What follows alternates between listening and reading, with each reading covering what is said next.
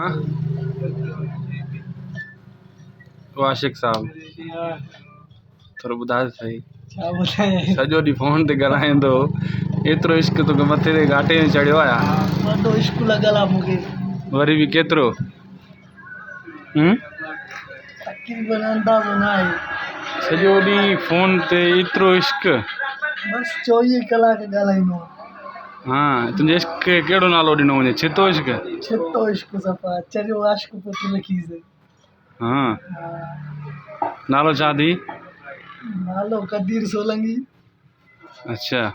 ऐं हो जेको वेठो आहे इनजी त ख़बर ई न आहे कहिड़े जहान में आहे हल इन खां पुछां थो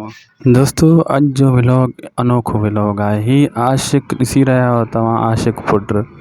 जेका न धुप ॾिसनि था न सर्दी न गर्मी जिथे किथे फ़ोन ते लॻा पिया आहिनि अॼु इन्हनि ते मूं ही नंढिड़ो व्लॉग ठाहियो ऐं ही फ़ोन ते कलाकनि जा कलाक हिकिड़े कमरे में ॿ हमरा मुंहिंजी दुकान में अची फ़ोन ते सॼो ॾींहुं वीचारा आशिकी माशिकी में ॻाल्हाईंदा रहंदा आहिनि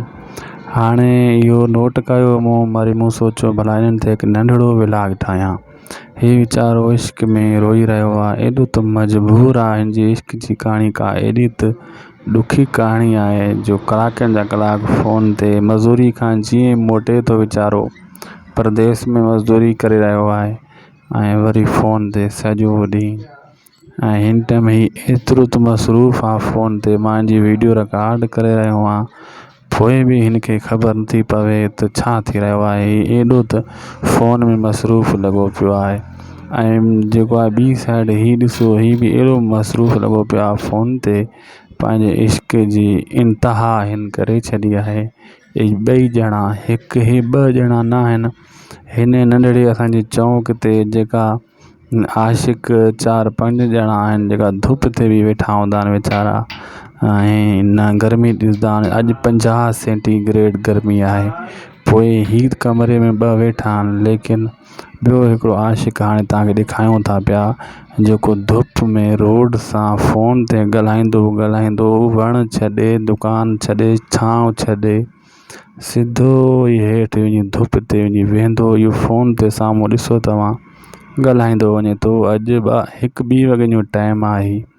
लेकिन हिन आशिक़ छिते आशिक़ खे गर्मी असर नथी करे ही कहिड़ो इश्क आहे जीअं चङा भला जंहिं जवान चुकाए छॾिया हाणे ॾिसो तव्हां साम्हूं फिट पबरी जे हेठों ही हमरा फ़ोन ते लॻो पियो आहे छांव बि एॾी कोन आहे एॾी गर्मी ऐं कलर वारी बनी में हेठि वेठो आहे ऐं फ़ोन ते लॻो पियो आहे इहो आहे छितो इश्क।